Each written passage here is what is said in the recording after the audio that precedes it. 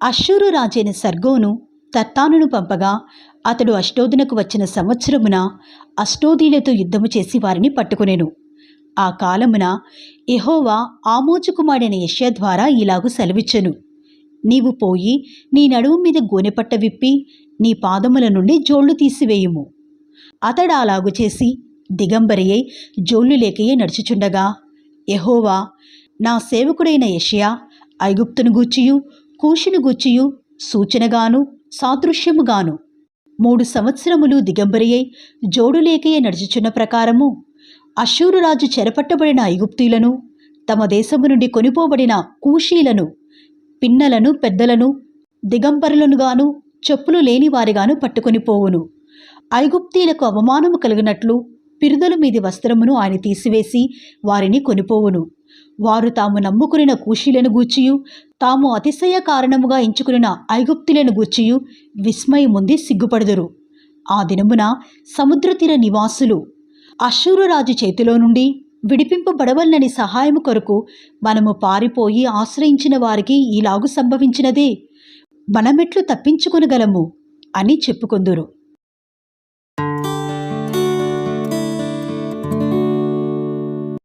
సముద్ర తీరముననున్న అడవి దేశమును గూర్చిన దేవోక్తి. దక్షిణ దిక్కున సుడిగాలి విసిరునట్లు అరణ్యము నుండి భీకర దేశము నుండి అది వచ్చుచున్నది. కఠినమైన వాటిని చూపుచున్న దర్శనము నాకు అనుగ్రహింపబడి ఉన్నది.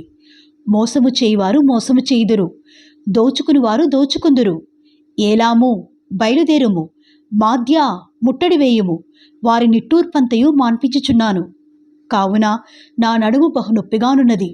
ప్రసవించు స్త్రీ వేదన వంటి వేదన నన్ను పట్టియున్నది. బాధ చేత నేను వినలేకుండానున్నాను, విభ్రాంతి చేత నేను చూడలేకుండానున్నాను.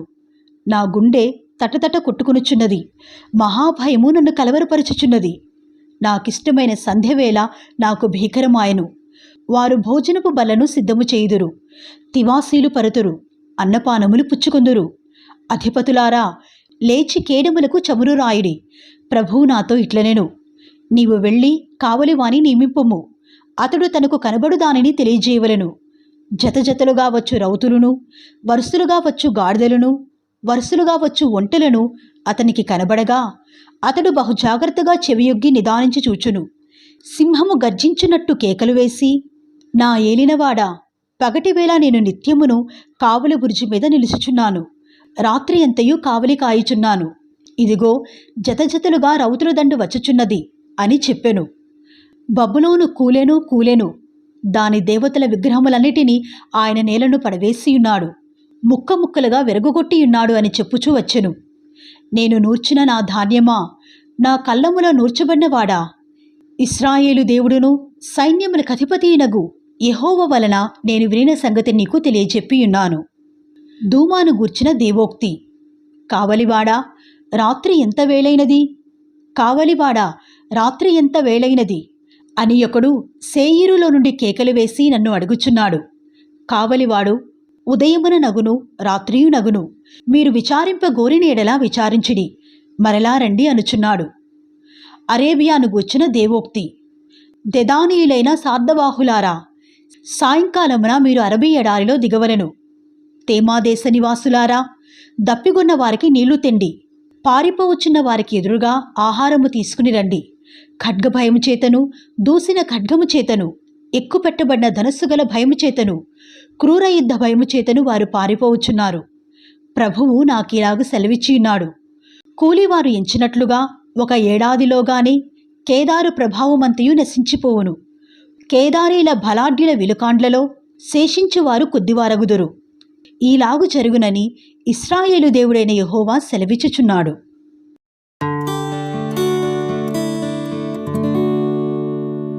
దర్శనపు లోయను గూర్చిన దేవోక్తి.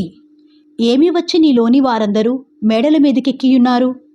అల్లరితో నిండి కేకలు వేయుపురమా, ఉల్లాసముతో బొబ్బలు పెట్టు దుర్గమా, నీలో హతులైన వారు ఖడ్గము చేత హతము కాలేదు, యుద్ధములో వధింపబడలేదు. నీ అధిపతులందరూ కూడి పారిపోగా విలుకాండ్ల చేత కొట్టబడకుండా పట్టబడిన వారైరి. మీలో దొరికిన వారందరూ పట్టబడి దూరమునకు పారిపోయిరి. నేను సంతాపము కలిగి ఏడ్చుచున్నాను. నాకు విముఖులై ఉండుడి. నా జనమునకు కలిగిన నాశనమును గూర్చి నన్ను ఓదార్చుటకు తీవ్రపడకుడి. దర్శనపు లోయలో సైన్యములకు అధిపతియు ప్రభువునగు యెహోవా అల్లరి దినమొకటి నియమించియున్నాడు. ఓటమి త్రొక్కుడు కలవరము ఆయన కలుగజేయును. ఆయన ప్రాకారములను పడగొట్టగా కొండవైపు ధ్వని వినబడును. ఏలాము యోధులను, రథములను, రౌతులను సమకూర్చి అంబుల పొదిని వహించియున్నది. కీరు డాలు పైగవిసిన తీసెను. అందుచేత అందమైన నీ లోయల నిండా రథములున్నవి. గుర్రపు రౌతులు గవని యొద్ద వ్యూహం ఏర్పరచుకొనుచున్నారు.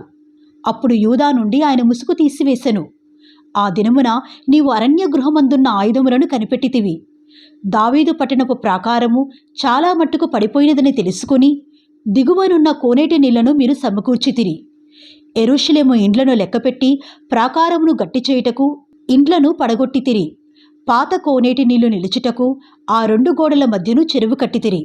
అయినను దాని చేయించిన వాని వైపు మీరు చూచినవారు కారు. పూర్వకాలమున దాని నిర్మించిన వానిని మీరు లక్ష్యపెట్టకపోతిరి. ఆ దినమున ఏడ్చుటకును, అంగలార్చుటకును, తలబోడి చేసుకునుటకును, గోనెపట్ట కట్టుకునుటకును సైన్యములకు అధిపతియు ప్రభువునకు యెహోవా మిమ్మును పిలువగా, రేపు చచ్చిపోదుము గనుక తిందము త్రాగుదము అని చెప్పి ఎడ్లను వధించుచు, గొర్రెలను కోయిచు, మాంసము తినుచు, ద్రాక్షారసము త్రాగుచు మీరు సంతోషించి ఉత్సహించుదురు. కాగా ప్రభువును సైన్యములకు అధిపతియైనగు యెహోవా నాకు ప్రత్యక్షుడై నాకు వినబడినట్లు ఇట్లనుచున్నాడు.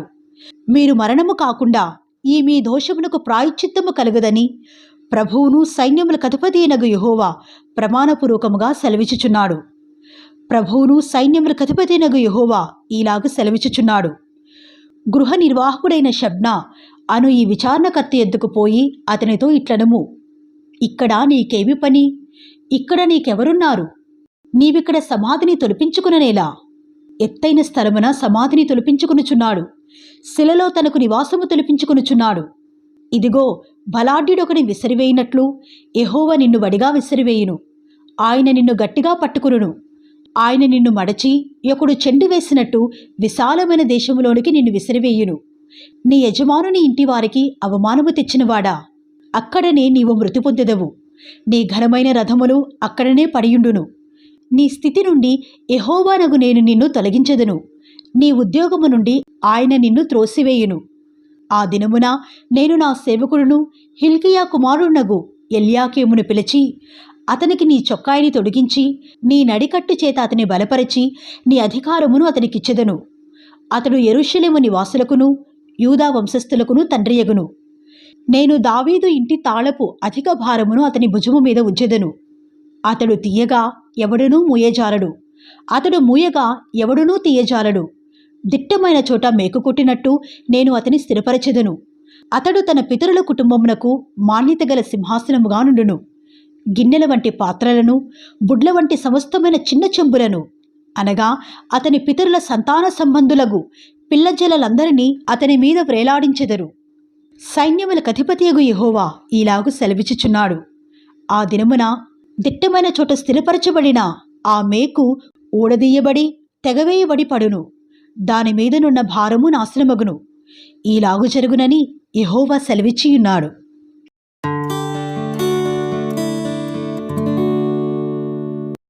తూరును గూర్చిన దేవోక్తి. తార్షీషు ఓడలారా అంగలార్చుడి. తూరు పాడైపోయెను, ఇల్లైననూ లేదు, ప్రవేశ మార్గమైననూ లేదు. కిత్తీల దేశము నుండి ఆ సంగతి వారికి వెల్లడి చేయబడెను. సముద్ర తీరవాసులారా అంగలార్చుడి. సముద్రము దాటుచుండు సీదోను వర్తకులు తమ సరుకులతో నిన్ను నింపిరి. షీహోరు నది ధాన్యము, నైలు నది పంట సముద్రము మీద నీలోనికి తేబడుచుండును. తూరు వలన జనములకు లాభము వచ్చెను. సీదోను సిగ్గుపడుము, సముద్రము సముద్రదుర్గము మాటలాడుచున్నది. నేను ప్రసవ వేదన పడనిదానను, పిల్లలు కననిదానను, యవనస్తులను పోషింపనిదానను, కన్యకలను పెంచనిదానను. ఆ వర్తమానము ఐగుప్తీయులు విని తూరును గూర్చి మిక్కిలి దుఃఖింతురు. తార్షీషునకు వెళ్ళుడి. సముద్ర తీరవాసులారా అంగలార్చుడి. నీకు సంతోషము కలుగజేసిన పట్టణమిదేనా? ప్రాచీన కాలమున నుండినా పట్టణమిదేనా? పరదేశ నివాసము చేయుటకు దూర ప్రయాణము చేసినదిదేనా? దాని వర్తకులు రాజసమానులు, దాని వ్యాపారులు భూనివాసులలో ఘనులు. కిరీటముల నిచ్చుచుండు తూరుకు ఈలాగు చేయనెవడు ఉద్దేశించెను? సర్వ సౌందర్య గర్వాతిశయమును అపవిత్రపరచుటకును, భూమి మీదనున్న సర్వగనులను అవమానపరచుటకును సైన్యముల కధిపతియగు యెహోవా ఇలాగు చేయనుద్దేశించెను.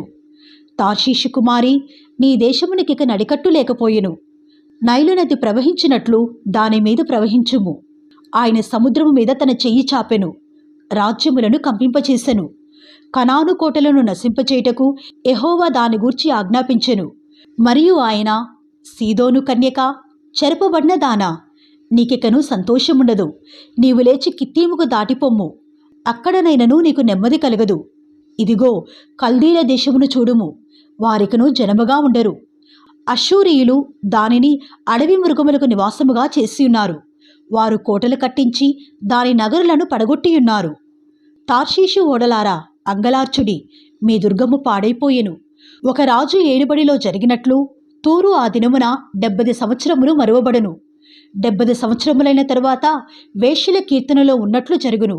ఏమనగా, మరువబడిన వేశ్య, సితారా తీసుకుని పట్టణములో తిరుగులాడుము.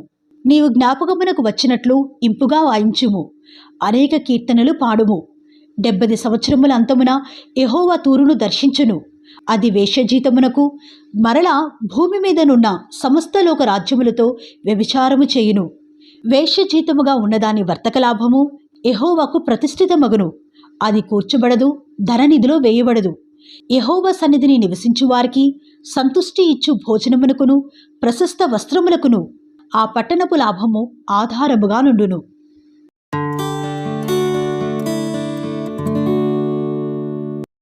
ఆలకించుడి, యెహోవా దేశమును వట్టిదిగా చేయుచున్నాడు.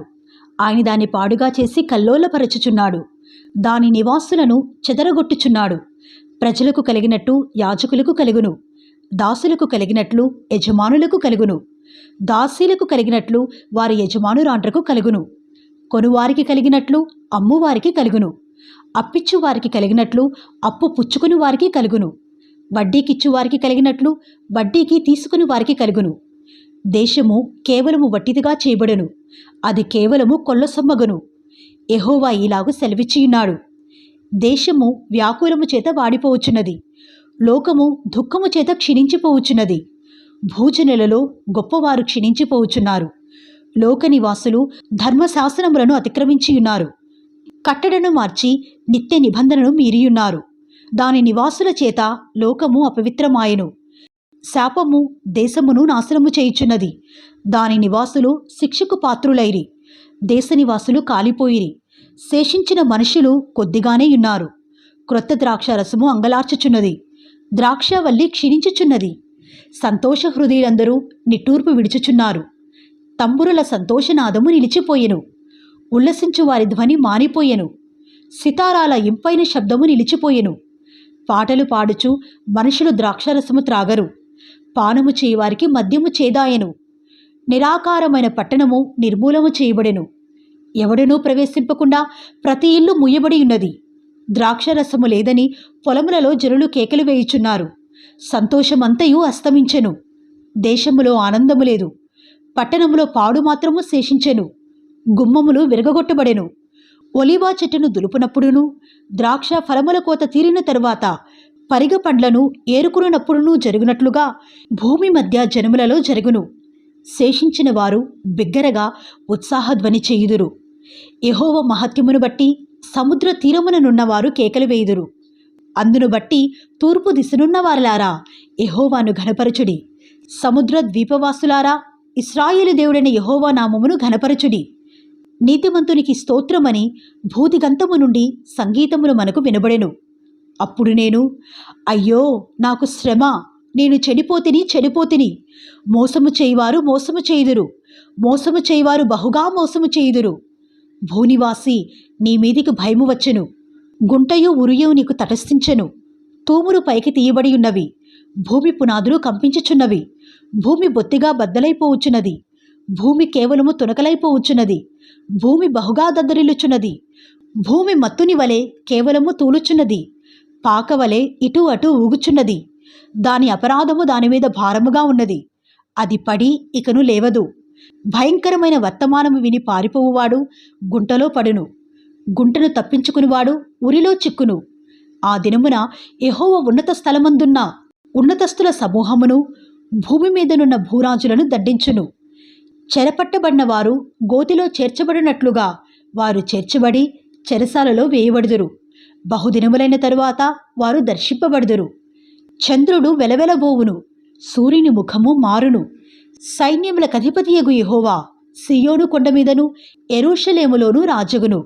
పెద్దల ఎదుట ఆయన ప్రభావము కనబడును.